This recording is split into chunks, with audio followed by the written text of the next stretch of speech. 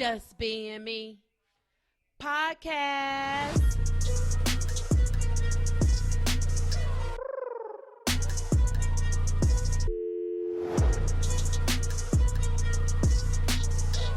Your girls, Margot and Mary.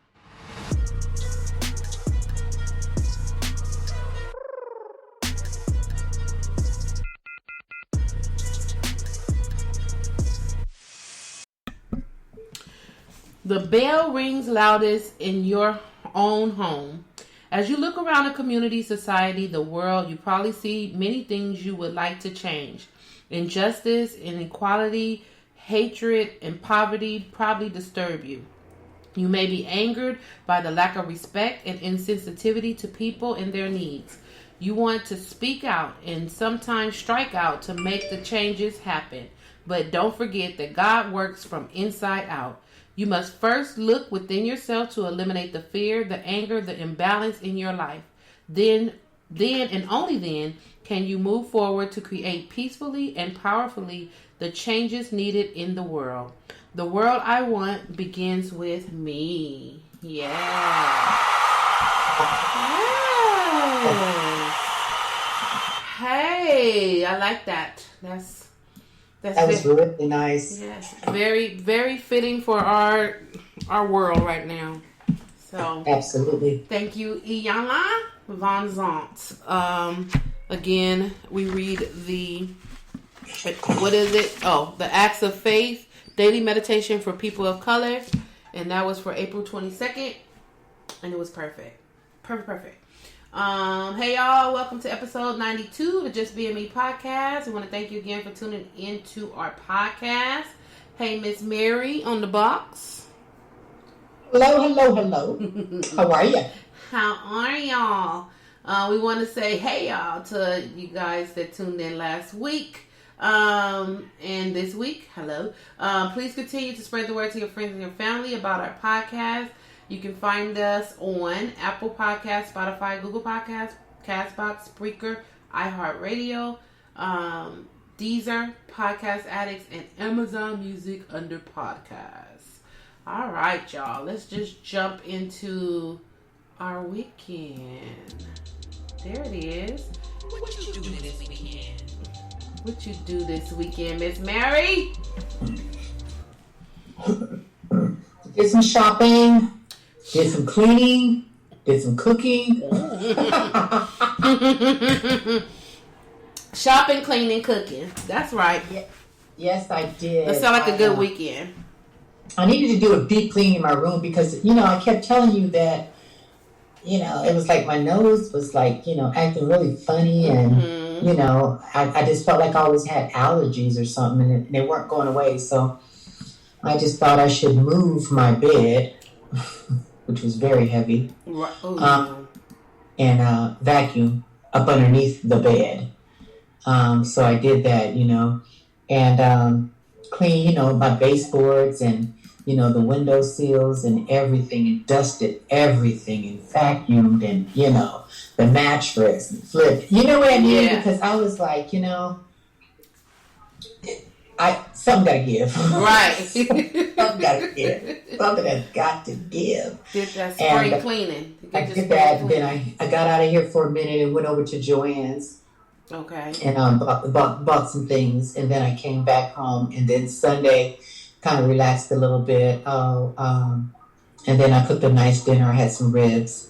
Marinated my ribs Saturday night. Yeah. And then I cooked them on Sunday. I did that. Had a nice dinner. And that was basically it. That was my weekend. My weekend. It was a nice weekend. Of course, it went by really fast. Yeah, but of course. It was good. I got a lot accomplished. Very, a very constructive weekend. And so what did you eat with your ribs? Because you turned me on to your recipe that you made your ribs.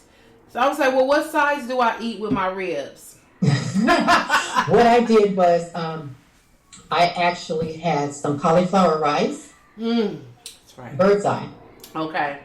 So pick up you a couple of bags of those. Okay. And I had some carrots. I had carrots and I had broccoli. Okay. I don't like cooked carrots, but I can do broccoli. Oh, yeah. So good. And then I had some Texas toast. Okay. All right, y'all. So Mary made these delicious fall off the bone ribs this weekend, and so she gave me the recipe because I am a rib queen. Like, I love rib. Tacos and ribs are my favorite. So I was like, ooh, Okay. I want that. So she gave me the recipe. I went and picked up my ribs and a couple of other munchies that had nothing to do with ribs. And I'm going to marinate my ribs tonight, and I'm going to cook them bad boys tomorrow. So I'll let y'all know next week what happened. You're going to enjoy those. Ooh. So my weekend, we had the twins' birthday. So my little nephews, they turned 5 actually on 4/20. They are 4/20 babies. But they had my sister had the birthday party this weekend. It was Minnesota Twins was the theme. It was very beautiful. My sister is the black baby Martha Stewart. My mom is the black Martha Stewart. She had it decorated so nicely, red, white, and blue. They had the kids had little takeaway things that's like in a little popcorn bucket, and then she had all these goodies inside of there, and the twins had their faces and names on candy. They had the Sour Punch licorice. They had their face on it. They had Kit Kats and Ring Pops and what's the Rice Krispie treats. I mean, just all out wonderful. They had the entertainment of the evening was the reptile lady had came with all these reptiles. That's why I was like, "Ooh, it's time for me to it's time for me to go." She had a big old turtle that was actually 5-year-old, like the twins. She had lizards and chameleons, and then she started to break out snakes. That's a no-no for me. They started off with baby snakes, and they said they was going to get bigger as she go. After my nephew walked towards me with one of the snakes, I said, okay, I'm putting this camera down. I'm going in the living room, and I'll wait for the reptile lady to leave, because I can't do no more. She said she had a spider. I'm scared of spiders. Snakes and spiders are my two things. I cannot. I can do the turtle. I can even look at the lizard, but when you give me a snake and a spider, I'm out. I'm done. So they had the last snake they had was the biggest one, and it was a really big. They called her Blondie or something, because a big yellow snake. And the kids were not scared. The kids were holding the snake. They had the snake around their neck. I've seen pictures. I didn't see the snake. I wasn't nowhere in the vicinity of the snake, but I seen the pictures after. You know, those babies, they're so innocent. They don't know any better. They want to see that snake. They want to touch that snake. You know, they're not afraid of those type of things. That is beautiful. They are not. And the girls. Great idea. Yeah. And the girls. The little girls, oh, they was loving it. They were holding the snake and touching the... I was like, oh, well, okay, go ahead, girls. Don't let my fear stop you, because I'm grown. I'm just scared. We don't want to scare the kids, and then they get scared. Yeah. I'm like, let me just get out of y'all way so y'all can have a good time. So they did. They had a really good time. Good. Had it decorated really nicely. Food was good. And then, just relaxed this weekend. We didn't do Pastrami on the Run this weekend because the birthday party was there and we're still working on stuff. I'm looking at my calendar. I was like, what else did I do? And then we had this whole week of work, and I'm just like, oh, that was crazy. This week I have my Goddess Gathering with my girl Tamiko Hines. That's on Saturday, so I'll give you guys an update with that. I love when we have our Goddess Gathering. I gotta get you in the Goddess Gathering because it's virtual and it's just so amazing to see these ladies, and well, including me, just come with some stuff. It just feeds my heart, my soul, my mind, my body, everything when we meet. So, and it just gives me the little that I need to keep pushing forward. So that's happening this weekend, and I'll let you guys know what's going on with that. And that's it, man. That's it for the weekend. I can't wait to taste these ribs, though. I'm going up tomorrow. You're gonna enjoy those. And I was so mad because I thought I was eating them tonight until I read the recipe and it said marinate 24 hours. I said, oh damn. I gotta marinate these for 24 hours. Okay, I'm gonna go marinate. But you know what you can have? You can have, if you don't have the cauliflower rice, get a couple of baked potatoes. Oh yeah, that'll be good. Get you some baked potatoes and get you some fresh broccoli or some bird's eye broccoli in the bag. Bird's eye makes very good. They have very good frozen vegetables. Theirs are really nice size and they're fresh, just so good. So grab one of those and get you a couple of potatoes. That's and what have I'm some gonna do. Potatoes with some sour cream. Yep, I'm gonna put my broccoli in my potato. There you go. Put it in there. Oh my gosh, that's gonna be so good with my That'll be ribs. so good, Marco. That's it. That's the ticket right there. That's the ticket. That's dinner for tomorrow night. All right, y'all. So let's jump on into.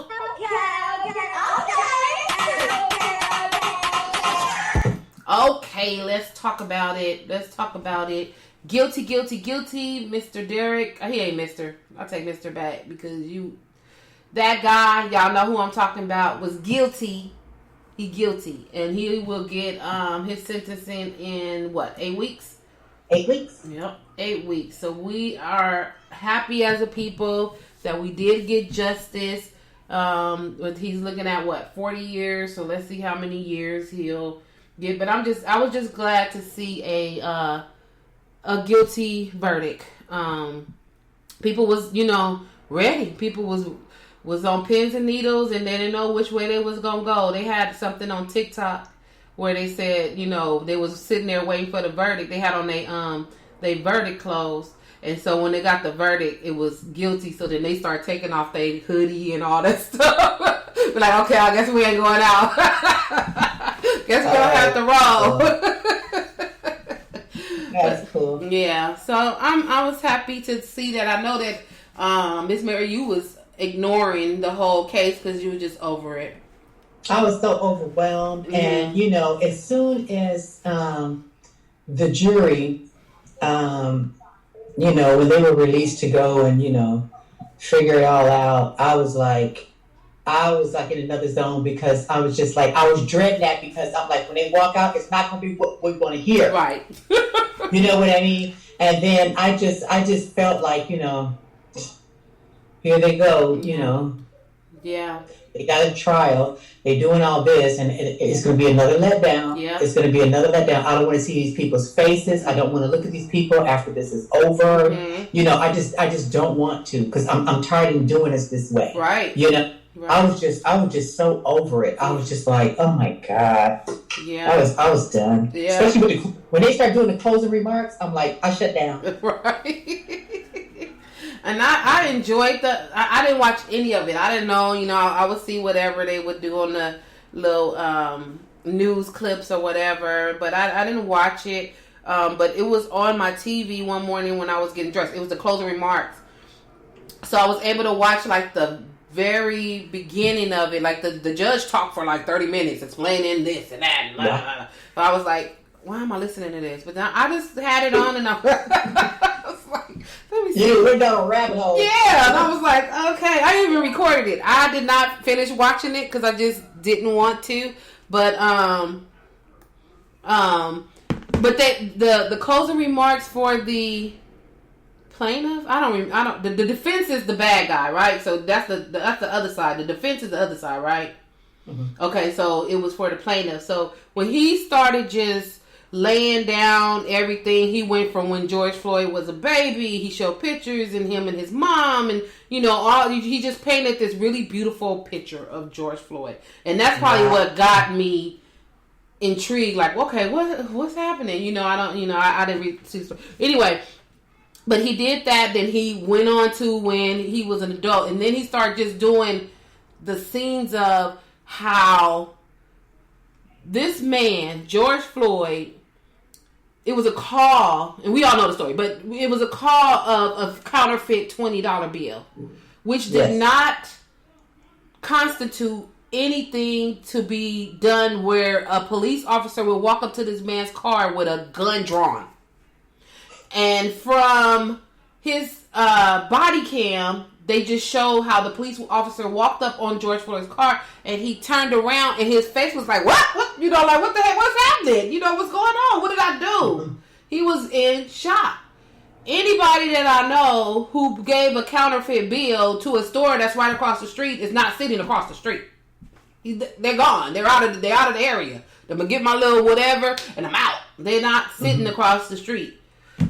So to see his face, I was like, okay. Then we are so tired of seeing that picture with that man's knee in his neck. But they kept showing that picture again to prove some points. And one thing that I didn't notice after seeing the picture a million times, which is something that they put a still picture on because they wanted the jury to pay attention to it, was that the officer had his hand in his pocket, like he was just relaxed, like whatever. And I was like, did he have his hand in his pocket? And then the attorney was like, and he have his hand in his pocket. I said, that's what I just see. Like, this is crazy. He was too relaxed. Too relaxed. Yeah, and just like you and I were talking the other day, and it's like he didn't even get up when the paramedics came. No. He had. I'm like, really, dude? Right. He had so much malice and just demon things coming out of his eyes. I mean, he was possessed. He was intending to do what he did. It was an intention. It wasn't a... Absolutely. Yeah, he was intending to kill him because there's no way, the way he was staring down at them people that was videotaping him, that he just didn't care. He was like, whatever, fuck y'all. Whatever. Exactly. And you know what? And the sad part about it is he was a training officer. He was training those guys. But I don't even understand how he became a training officer when he had such a huge disciplinary folder on him. Right.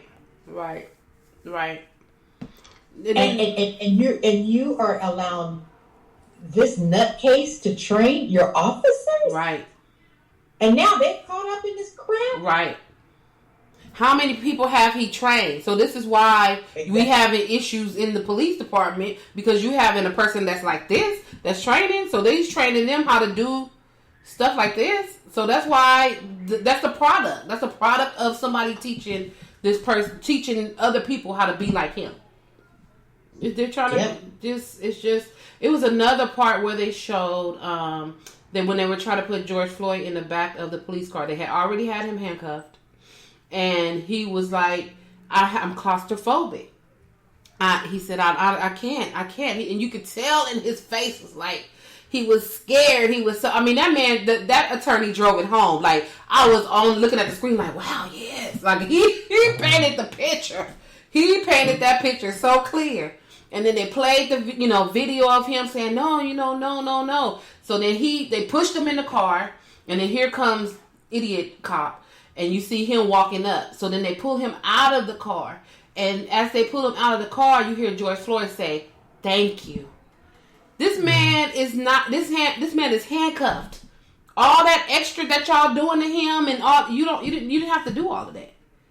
And then they end up pinning him on the ground and they try to explain how, his chest was expanding because they all three was on like his back, and then you got homeboy on his on his neck. It was just like too much pressure where everything was expanding because he didn't have air.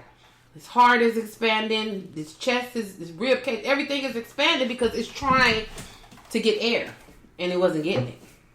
So that was I'm glad that we got a victory on that. Now we'll just see what the verdict is on how many years this guy gets. Honestly, I don't even think the guy had no expression. He had no expression when the verdict was read. I think he's suicidal, and I don't think that he's going to even make it. I just don't. I think he's going to end up doing something. No remorse. None at all. And the thing is that I don't think that he is going to commit suicide. Okay. Because those people that they say commit suicide, I don't believe they do. I believe that the people that are supposed to be keeping an eye on them, the police officers, end up killing them. Yeah. But I don't think those police officers are going to kill this police officer. You know what I mean? Because it's one of them. Mm-hmm. So I think he's going to be in there. I think he's going to be in solitary confinement for the rest of his time. They say he's going to get 40 years. He's like, what, 47 right now? So he'll be in his 80s. I don't know. He's in his 40s, late 40s, so he'll be in his 80s. He may not make it. I don't know what kind of health he's in. But they cannot put him in general population. Right. No, not at all. Because he will be a dead man. Yeah. Oh, for sure. But they would have to keep him in solitary confinement, let him out 1 hour, 2 hours a day or something like that. Mm-hmm. I don't know. I don't think he's going to kill himself though, because I don't think people go in there and kill themselves. I think the police officers kill them. Go kill him. Yeah. Yeah. I just have a feeling something's going to happen. Something going to happen to him. So they have. You do see the shooting of this. I guess was she 13 or 15-year-old, 16-year-old Ohio girl. She got shot because she was stabbing, or she had a knife, and she was trying to stab some other girl. And now you know what? When they were having the trial for that police officer, right there, they had another shooting where there was a lady cop. Mm-hmm. Mm-hmm. She stopped and shot the guy. His services were today. Oh yes. They had his services today. Was that Dante, right? You know what, Margot? She was a training officer as well. See, look at these people y'all putting to train. These the same officers. City. No, not at all. City. Same city. I just saw on TV that they had that young man's services today. Yeah, Dante Wright. Yes, ma'am. They had his services today. Oh, I feel so bad. His mother and father. They said, I should not be burying my son. My son should be burying me. Yes, exactly. Oh, it's so sad. And in this case right here, so I watched it. I mean, they showed the video, whatever. And the young lady did have a knife in her hand. She was fighting. Like when they walked up, you seen her fighting somebody. And then one of the girls fell on the ground, and then she got up and she like kind of roundhouse and was about to stab the girl she was fighting. Is when the police officer shot her. And I do not understand why they need to shoot to kill. She had a knife, not a gun. She wasn't going to be able to turn back around and shoot back at the police. She had a knife. If you just would have shot her in the leg, shot her in the foot, tased her, did something to shock her, maybe we would not be here. You could have shot her in the butt. You could have shot her in the butt. You could have shot her anywhere. You didn't have to shoot to kill. That one shot, she wasn't on drugs. It wasn't like how they have people that be on drugs or whatever, and you shoot them and they still can go crazy or whatever. She wasn't on drugs. Mm-hmm. So she would have reacted to whatever unlethal thing you would have, even if you would have shot her in her leg, tased her, did whatever. You could have shot her and the other police officer tased her so she got double up or something. But to kill her, that was just, I don't understand. Now, as I watch the video, and when it freezes, it looks like when she's rounding off, like she was about to stab the girl. Like she was really about to stab the girl. Like we don't know what the situation. I'm sure that the girl don't want the girl to be dead, but I know she's probably, I won't say happy, but she got saved because she was about to get stabbed up. Like she was going in. Whatever she was about to go. She was about to get it. She really was about to get it. But that little girl, that young lady should not have been killed. That's just. Right. How many times did he actually shoot her? Let's see. What did it say? It says Columbus released a body cam. Okay, so that's what we seen. The body cam. He got fired. Officer. Let's see. Police identified the officer who fired the shots. His name is Nicholas Reardon. He in jail. Why he got? Okay, whatever. He just got hired December 2019. Wow. Oh wow, he was new. Brand new. New to the force. Yeah. Mm-hmm. Fatal shooting comes at a time. Okay, we don't care about that. No, it doesn't say really how many shots it was, but he shot he killed her. He killed her. She was a foster child, which still doesn't mean anything. I don't care if she was enraged or whatever. That's why they're saying that we need to have these counselors. We need to have these people that come out and assist the police and stuff like this. Yes, it was something where she had a weapon. Okay. That lady wasn't listening. That girl wasn't listening to nobody. You heard people stop, don't, you know, all of that was going on. She wasn't listening. But you did not have to shoot this lady, this girl. You didn't have to shoot to kill her. You didn't have to shoot to kill her. You just did. Right. You just did not. He told her to get down, and the fire. Oh, 4 shots. It was 4 shots. But see, here's the thing. That's overkill. Yeah. You fired 4 shots, and you had that many people around that young lady. You know, because when I saw it on TV, it looked like it was a whole bunch of people around. Yeah. You know, at that time, you know, like watching a fight or whatever. But you took out your gun and you fired 4 shots. You could have hit anybody. Yep. I mean, besides your target, you know, the young lady, which you shouldn't have been trying to shoot, you know, to kill. Right. But 4 shots in a crowd of people that was around like that, man, you weren't using your head at all. Right. The girl that he was, you know, she was, because that's what you don't want to do. You don't want to fire. You don't want to fire into a crowd, right, like that. Right. What if he would have hit the girl that she was trying to stab? Exactly. Oh my God. Oh my gosh, that was just negligence on his behalf. I mean, he wasn't even thinking. Not you at know all. what I mean? Dude, please, all you had to do, why couldn't you just run and go to the side of her and tackle her? Yeah. Tackle her down or something. They don't have those type of training in the academy? Right. Something. Y'all could have teamed up and did something. Tase her. Do something. You do not have to kill. 4 shots was to kill. You don't shoot nobody 4 times. I mean, he could have took out his billy club and popped her in the legs a couple of times. Right. He could have used his billy club and hit her in the arm. Right. So she would have dropped the knife. Right. I mean, we're not even officers, and come on. Coming up with all kind of scenarios. Right on top of our head. Right. All kind of scenarios other than killing this girl. Girl, see, I'm just like, come on. And was there another cop? Did he have a partner? Yeah, it was another cop there too. It was another cop. You seen another cop on the side. Yeah, they could work that out. Right. Be like, okay, you go here and you go over there. Work that out. Come on. You don't have to kill, especially in this climate when all this I think this happened when the verdict came through with this other dude. And you out here shooting. Oh, and then here you go, what, today in Westminster where the cop punched the lady in the face? Twice. He punched her. She on the ground, handcuffed. And you heard them like, no, don't do that, don't. Then he stepped back. Why are you punching her in the face? Why? She's handcuffed. Yeah, it looks like he hit her twice, and he was getting ready to go in again, and that cop was like, hey. Right. Come on now. What are you doing? What are you doing? If you have that much going on and you are that angry, you should have called in sick. Yeah.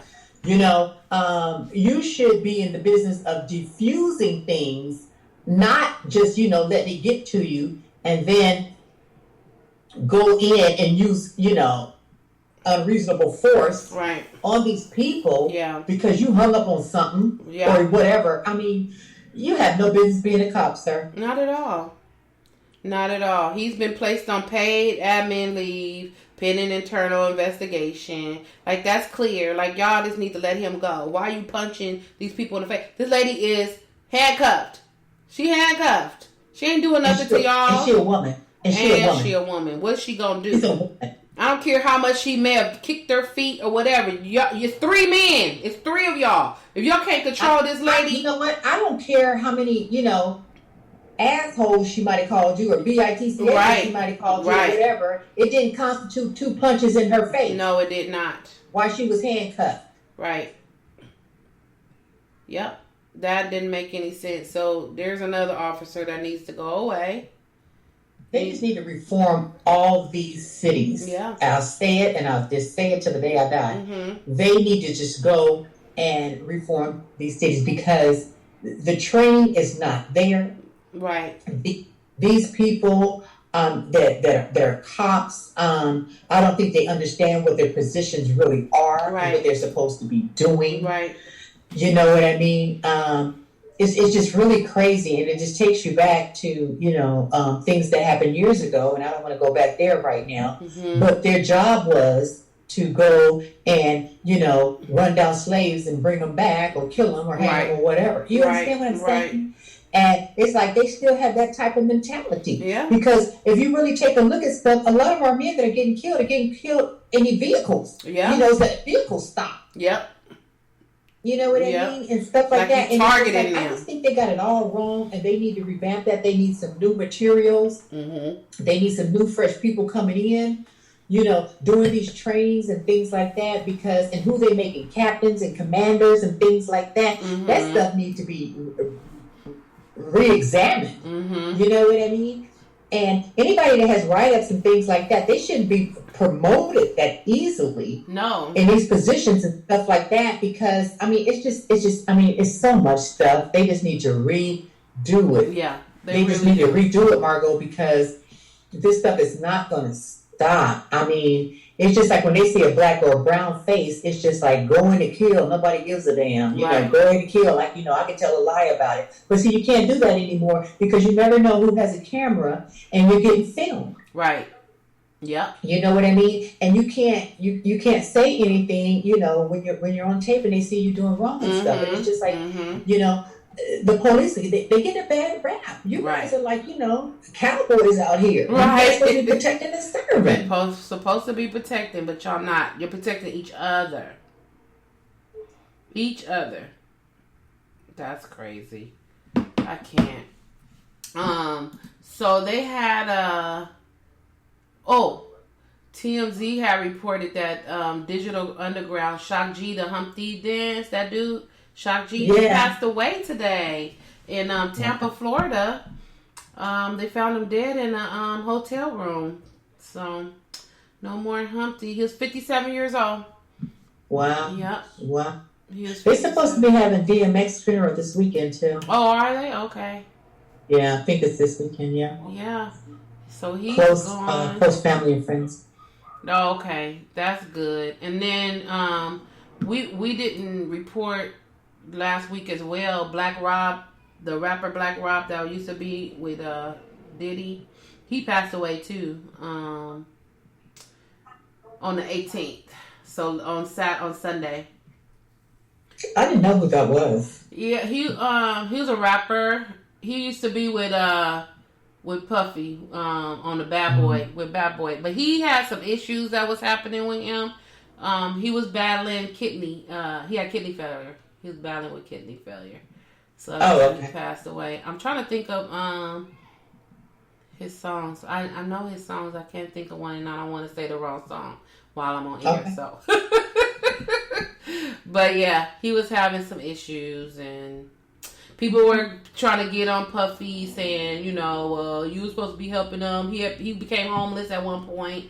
But I mean, people don't know. Like, you don't know, like, what. I mean, I'm not backing Puffy. Like, I don't know what Puffy did. But we as people are always on the surface saying, oh, well, why didn't you help him if he was homeless? How do you know that he didn't help him when he was homeless? You know what? And you can't help everybody. You cannot help everybody. What these people are dealing with, and their upbringing, things that may have happened in their lives and stuff like that. I always say this, but it's just like. We can't help everybody. Mm-hmm. You can do everything from the outside, and you can provide this for them. You can get them in programs, and you can spoon feed them, and you can go and buy them clothes, and you can give them a bed, you can give them hot meals, you can do that. But there ain't nothing that you can do about that rot on the inside that they've been battling with for years that you have no knowledge about. Yep, you don't. So for a minute. Yeah, you can fix them up. You can, hey, let them take a bath, let them get some rest, let them stay at your house. You can feed them. You can even get them a job. Right. You can do whatever you need to. But until that inside gets corrected, they're going to keep flipping and keep doing things and keep doing things and keep doing things and keep doing things. How much are we supposed to do to help? Right.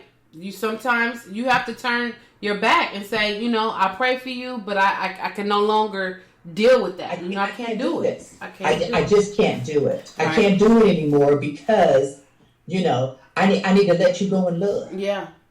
I need to let you go in love. I need you to figure it out. Yeah. I'm not going to enable you. Right. You have to go and you have to figure it out. Mm-hmm. And once you figure it out, hey, give me a call. I'll be right here. I'll be right here. I'll be right here. But I'm going to have to let you go so you can figure it out. Right. Right. I'm sorry. I'm just sorry. And see, you will go down, girl. You'll be dealing with that nut for the rest of your life. Mm-hmm. Yep. Trying to figure it out. Trying to figure him out. And then a lot of people don't even understand the different phases of recovery. Right.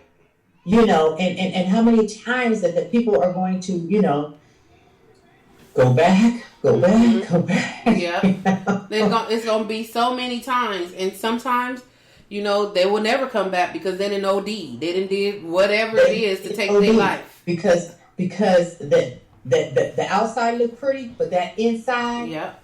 Man, please. Yeah. It's black, it's ugly, and they don't take care of it. Mm-hmm. They don't get the therapy. They don't work through stuff. It takes work. Yeah. It takes work. Yeah, exactly. And they get it done. Get it done so you can really be and truly be a new being. Right. A new person. You know what I mean? And not be in that life. And and how about lose some of that ugliness and manipulation and all those things. Lose that. Right. In the process of figuring out who you are and working on self. Right. Girl, and it takes a lot for them to get to that point. Like, they don't see what we see. They don't see, you are digging yourself deeper into this ditch to where, you about to be 6 feet under. They don't see that. They see something else. I ain't never been on drugs and I don't know what they see, but they don't see reality. They don't see how we see them. They don't see that. It's just they just don't see it. Right. Speaking of which, and I wasn't going to even talk about this, but it just leads us to this story, which was about Lil Nas X. Did you hear him about his mom? His mom is on drugs. Oh, no, I didn't know that. Yes. I don't know too much about that young man. Me either, but I heard it on something else, and then I had ran across the story. But just like we said, so people was dragging him on Twitter, saying that his mom, that she appears to be living on, this is from Shade Room, that she appears to be living on the streets of Atlanta, like she's homeless and she's a drug addict. So they tried to drag Lil Nas X, saying, you got all this money and you got your mama walking around on the streets. Well, Lil Nas X daddy jumped on. Said, that's what y'all not about to do is drag my son, because that's not the situation. That doesn't have anything to do with my son. My wife or his baby mama, whatever, is a drug addict. And we've tried, and nothing has brought her back. And this is the way that she's living right now. That she chooses to live. So it don't matter, just because he's Lil Nas X does not mean that now his mom is no longer going to be an addict if she's an addict. She's an addict. she's an addict. Period. On the street. Period. Right. So he responded, he said, I hate speaking on my personal life, but y'all niggas don't know how many nights I've cried myself to sleep feeling guilty because nothing I've tried would help my mom. Paint me. And you know what, baby? You don't have to explain none of that to nobody. None of our goddamn business. Right? Bam. It ain't none of our goddamn business. He said, paint me. You don't owe us anything. Not a thing. Your mama Nate is not Nas X. Right. That's you, and that's your personal life. Like you said, I hate speaking on my personal life. That don't have nothing to do with my music. My mom being strung out and doing whatever she does, that I cry myself to sleep at night, that has nothing to do with who I am as Lil Nas X, as the music that you guys listen to. Like, you guys don't need to know my personal life. But since you guys brought it up, here it is. So he said, paint me as the bad guy all you want, but at the end of the day, you don't know me outside of this internet shit. Thank you. You know what? He needs to stop making comments. Don't even buy into all that kind of mess. He don't owe us anything. He doesn't even owe us an explanation about his mother. He owes us nothing. You just keep on doing, what you're doing or whatever. You know what I mean? There's nothing you can do about your mom, sweetheart. Right. Nothing. And then somebody, okay, so they show little comments that people put in here, and so somebody gonna say, no matter how you look at it, that's still your mother. What do you want him to do? What do you want him to do? That's true. That's true. And I don't have a problem claiming that that's my mother, but I can't help. I can't help her.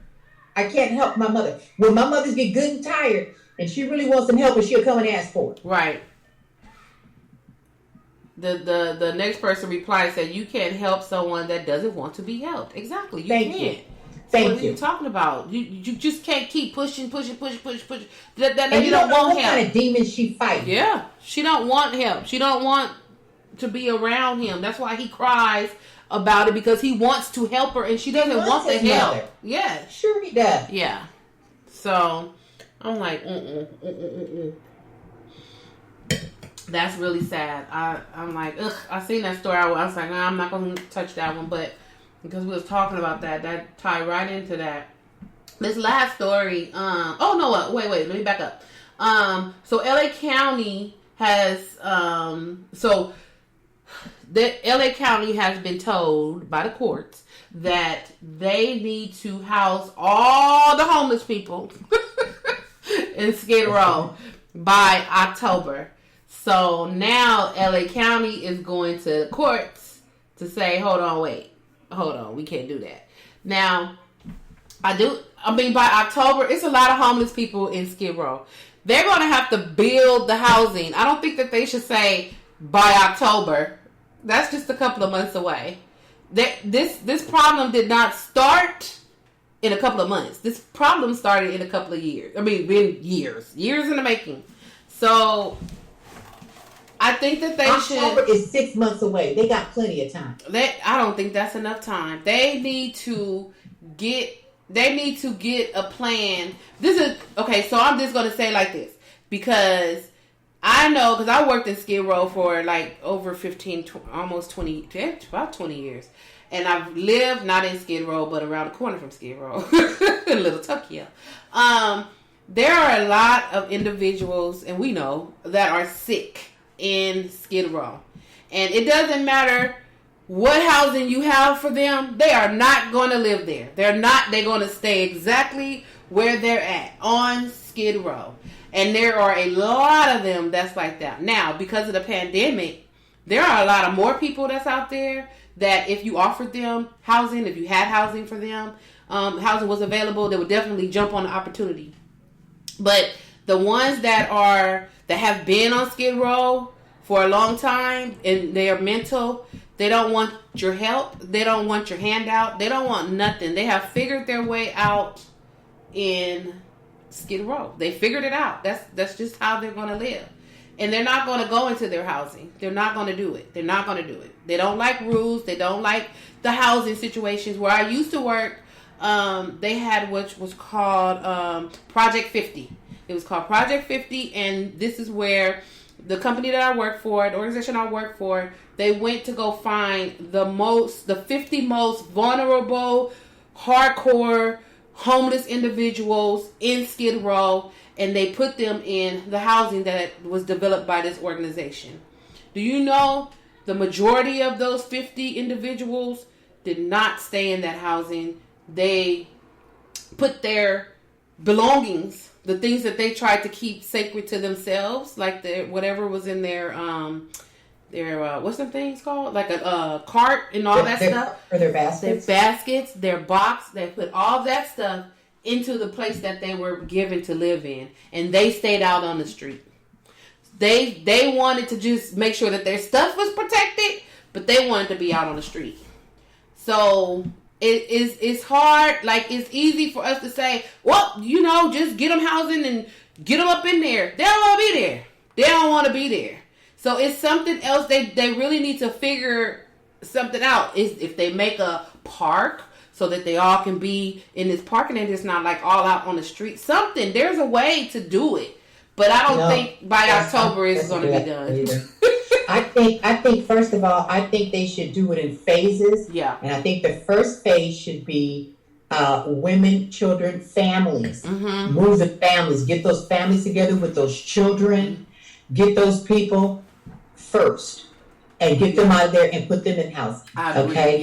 Yeah. And then there should be another phase, and then what they should do is put together a medical center, for doctors and stuff like that. The interns and stuff like that can come out, from the schools and stuff like that, the county hospitals and stuff like that. And then have it to where it's like inpatient care too, and then have therapists and things like that so they can help those people that have the mental issues and get them on, their medications and stuff like that and get that to working.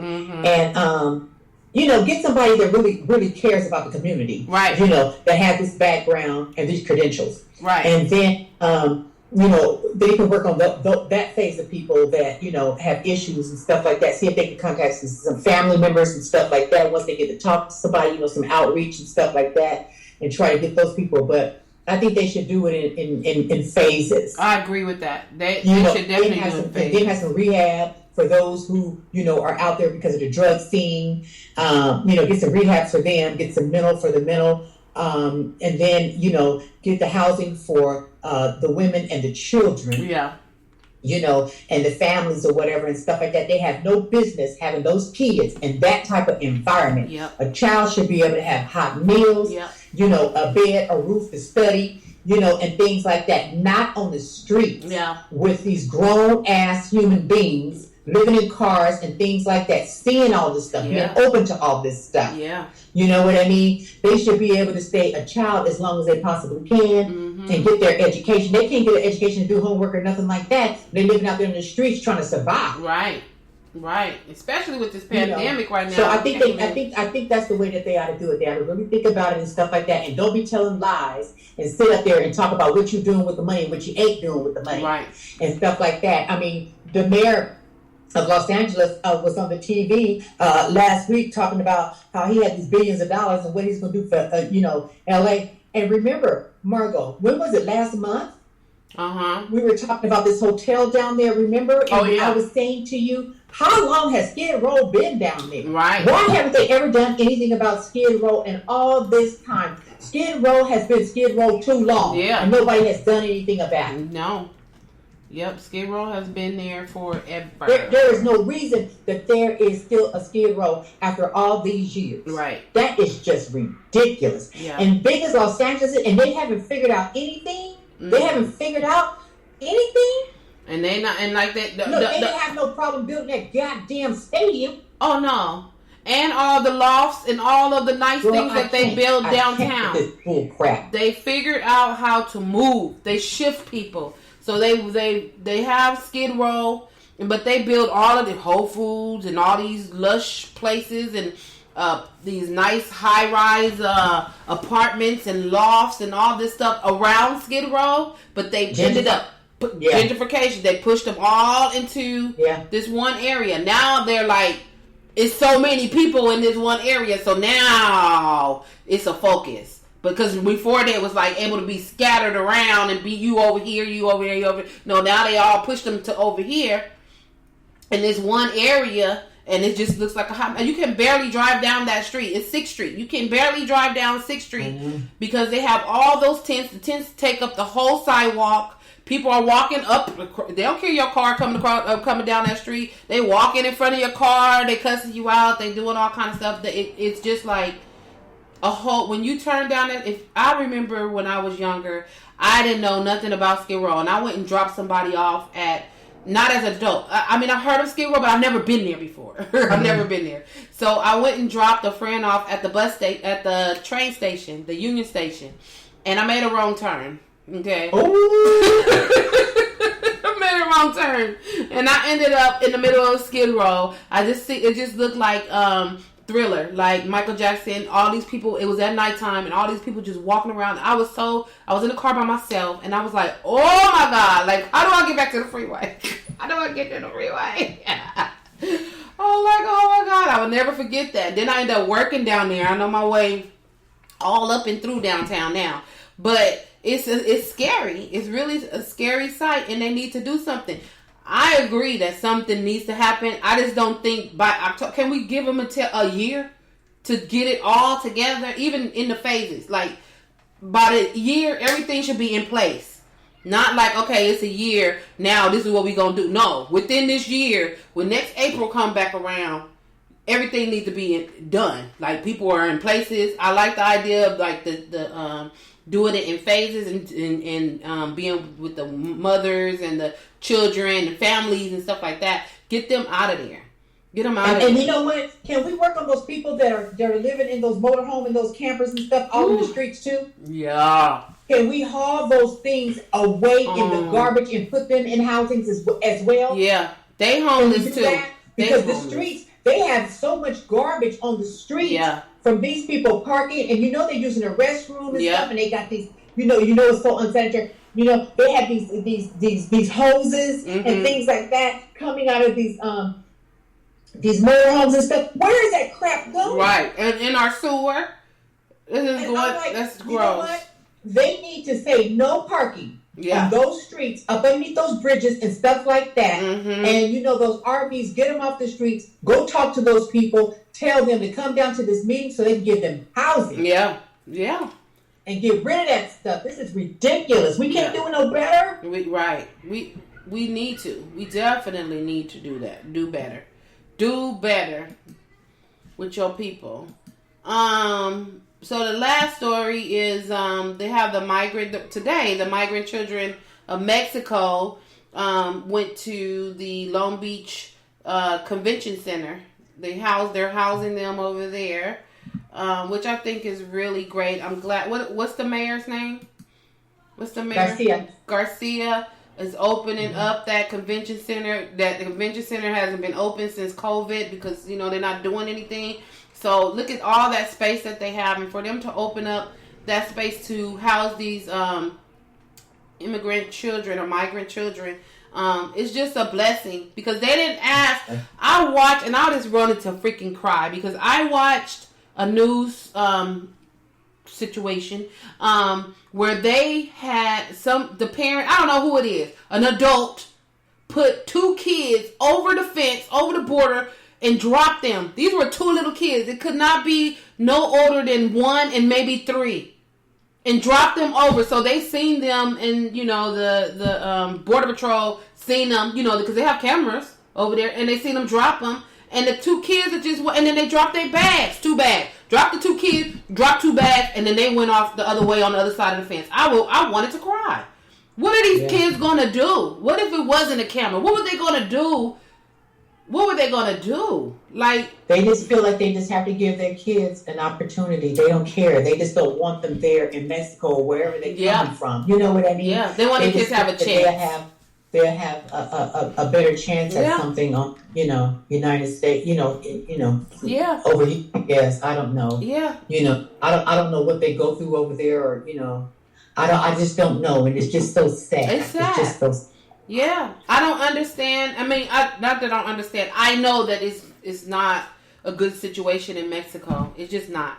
And they feel like their children will have a better chance out here. And I'm just happy that they do have cameras. Border Patrol do have cameras so they can see these kids being dropped over and they can bring them in and then, take them somewhere so that they can feed them and make sure that they're okay. Because that's just, a very sad situation. It has to be so bad where they are to where they're like, you know what, we have no choice but to drop our kids over this fence and pray that, somebody comes to get them.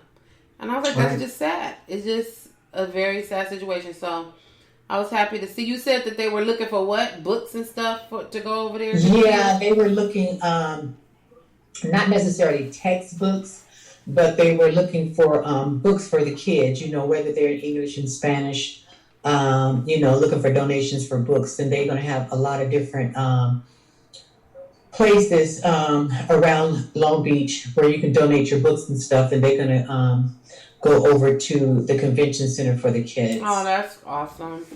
I think that's wonderful. Yeah. I think that's wonderful. Mm-hmm. Because they need to continue, learning. And things like that, and something to do, throughout the day and stuff like that. Mm-hmm. I think it's like you said. I'm glad that Garcia said yes and they can come over here because, I mean, the way they had it set up, I saw that on TV today. I mean, it looked much better from where they were before on the floor. It looked like they were sleeping in aluminum foil. You know what I mean? Yeah. And they were like, basically on top of each other. They were squished in there like sardines. Right. So it looked nice. I saw a big old jumbo cam TV screen. And I guess they're going to have, workers over there, monitoring them and things of that nature. They don't need no men with guns and, fatigues. Right, and walking around. Yeah. And, How you scary. got girls and women there. They don't need that kind of stuff. No. They need some, I don't know, something other than that. Yeah. They need some women, counselors, some women. And then they should have the children divided up, male and female. Yeah.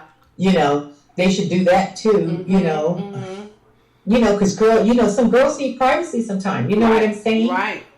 And these are young girls, and some of them, in puberty, and they don't want to have to, sit next to or go to sleep next to a guy. You know what I mean? Right. Just separate them and.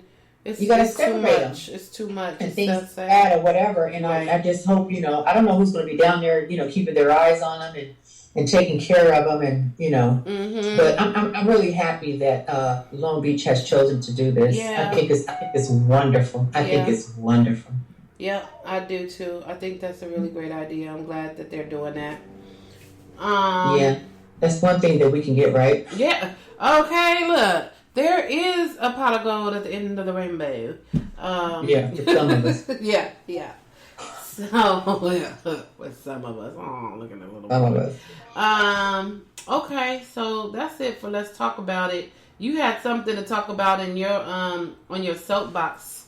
Yeah, like I was saying, that's one thing that we got right, was, helping with the migrant children. But a report came out today. LA, worst air quality. Okay. Southern California received Fs for the ozone pollution, the worst nationally. Okay. LA, Orange County, San Bernardino, Riverside, and Ventura. Oh, wow. Okay. People are having serious health conditions that live in those areas. Now, if you notice, and we always talk about this too, and you hear it from your friends and everything, oh my God, my sinuses are acting up. Oh my God, my head is hurting. All different kinds of things. Things that never bothered them as children. Right. And now you become an adult, and now you're having all this stuff, going on. Yeah. And, a lot of it that they say is really impacting, the residents here, with a lot of minor and major health issues. And they say it really starts because, first of all, the ports in Los Angeles and Long Beach. The trucks have to come in. They have, things go out, by railroad and things like that. And all those things that they use to get the cargo and the goods out, have engines. You know what I mean? And those engines are polluting the air. Right. You know what I mean? But we need those items. Right. Yeah. You know what I mean? We need those items. Yeah. Right? And they say that, they see a lot of increase in, asthma, heart conditions, strokes, and breathing issues. Oh, wow. I think it's called CPOD or something like that. Yeah, COPD or something. And they say what happens is there's particles in pollution that gets in our lungs that can actually cause us, lung cancer and things like that. And they say both the ozone particles and the pollution contribute to premature death. Oh, wow. And they say that the people that are supposed to be protecting our air quality is, we're very familiar with this because, they do these big surveys with our employer every year. South Coast Air Quality Management District. And, they're big on carpooling and catching the bus and, catching the trains. But hell, those things cause, pollution as well. But the thing what they need to do, they need to work on these emissions a little more than what they did now. I know that they were working on that a few years ago because of the ports, with the big trucks and things like that. But, they need to work on the infrastructure as well. But the thing is they have to take into consideration the fires, the level of fires that we have here. We have a lot because it's so dry. We need more rain. And I think a lot of that is contribute to climate change. Yeah. I really do. But, they're just going to have to, the scientists, the people that, know about all this, because I truly don't know anything. I just learned about it, when I'm listening to it, you know what I mean? Right. Sometimes, I have to Google something, try to figure out some more information. But they need to figure it out. I don't know what they're going to do about California because, California, we burn all the time. Right. You know what I mean? Yeah. And let's face it, we're not getting the rain that we used to get. I remember as a child, I did feel like we had 4 seasons because I remember in the winter, in the fall, and in the spring, it rained a little bit. It rained. We had some rain. Yeah, it rained. I look forward to it. Stickers and the little boots and stuff we had to wear. It was raining. Yeah, it was raining. I remember when school would start, it would be raining in September. Like it would be raining because it would be raining. Now April, we don't get that kind of rain. We haven't got that kind of rain in years. And they can see the different rain levels every year in California. That's why everybody's flocking to California because they don't have to deal with, the weather and things like that. Right. But that's not good for us either. Right. That is not good for us because it's so dry, which causes the fire. Right, exactly. And the rain, if we had the rain, it could wash away some of this pollution. I didn't even think about that. Like, we don't have that rain anymore, so that's why it's so thick and nasty. Exactly. And, we don't have the rain, for the trees, right? For the flowers and stuff like that could help us with the pollution. Right. Stop some of the pollution. Right. You know what I mean? Right. And bring us fresh air and stuff like that. We don't have a lot of you don't see a lot of green here. No. You really don't. And when you go to other states, it's so beautiful. Yeah. You don't see that here. No. You don't see that here. No, we don't have enough green. People may want to come to California, but I suggest you think about it because it's expensive and the air quality is no good. Right. So if you don't care about your life or your children's life or your grandchildren's life, and hey, you want to walk around with these masks on for the rest of your life or whatever, you need to take care of yourself because I'm telling you, the numbers are going up with lung cancer, asthma, COPD, all these different things are happening because of our air quality. Our air quality here in California is bad. It's the worst in the nation, and these different counties are receiving Fs. So they really need to work on it. Right. I'm telling you, the government, they really need to start working on these things. Right. The governments, they need to start thinking about this stuff and finding out what they can do to make it better. You know what I mean? You want to pay all this money to live in California, but shit, you're going to pay for it on the other end. That's for sure. So yeah, that's really crazy, but that kind of meant just something to me, and I wanted to say that because I've noticed now that when you talk to different people, these little minor things are coming up that they didn't have to worry about before, right? And allergies and hay fever. I mean, all this kind of stuff is coming up, and it's just like I wonder why. It's such a. And you know what? Air quality. Yeah. The air quality. The food don't even taste the same anymore. We always talk about that. The food. Oranges don't taste like oranges anymore. Apples don't taste like apples anymore. Right. It's the soil. It's the air. And things like that. It's just really bad. Like my daughter was telling me the other day, well, this has nothing to do with California because I don't think we get fruit. I mean, I don't think we get our bananas here.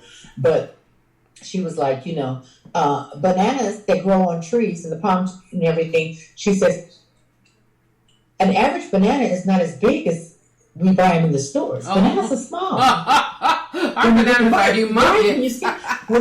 And the trees, they're small bananas. Right. How can we get them this go? Big old banana. A big banana. Bananas. Yes, it's big. They're huge. You're right. They're huge. Apples are not as juicy anymore, and they don't taste like anything. No, they don't. Apples used to be so, like, that would just be like so good and crisp, and you can taste the different types of apples, of Fuji, Envy, and you could tell, Jazz, you know what it is. Now it's just like, what is this? Exactly. Oranges too. Strawberries. Mm-hmm. They're not even sweet like they used to be. Grapes, please. Right. That's why they always say that they modify all that stuff, because any piece of fruit that you have should always have seeds in it. Right. Always. If they're seedless, don't you buy that. Don't you eat that, because it's been modified. Please. Buy the fruit with the seeds in it. Right. Because, the pesticides and the modifications and stuff like that stuff ain't good for you. Mm-hmm. That stuff is not good for you. And it doesn't help if something grown in California, because it ain't worth nothing. Right. Because of the air quality. We ain't getting no rain. We ain't getting no rain and modifying everything either, Ugh, nasty. It's crazy, but that was pretty much all I had to say about California. We do some things right, and some things we don't get right. Yeah, we don't. Yeah, that's true. I just had for my rave. I have a rave this week. Okay. We got the keys to our cloud kitchen today. Yay! Here, let me give some sound effects. Yay! So we can start moving some of our stuff in. We're still waiting for the okay for the health department. So they'll schedule to come down or whatever. But we have got the key, and we can start setting our stuff up so we can really feel like we're moving and we're doing something. We have lost motivation. We've been moving. We've been doing stuff, the business of it, but going in there today and getting in there and seeing it and everything, it brought back our motivation. So we will be up really soon. I think probably the middle of May, they're saying. They're still, the health department is still working on like COVID time. So it just depends. She said it just depends, but we're just like, okay, we're motivated again, and we don't care. Just get it going, and we're good to go. As long as all of our stuff is in, we're good to go. But we got the keys, so that's all that matters. Wonderful. Yes. One step closer. Yes. So that is my rave for today. All right, y'all. Wonderful. Yes. It's coming together. Yes. I'm so happy. All right, y'all. So we have reached the end of episode 92 of the Just Being Me podcast. Thank you all for listening and supporting our podcast. And we will be here next week. So see ya. Good night. Be safe out there. Keep those masks on. Yes, please. All right. Bye.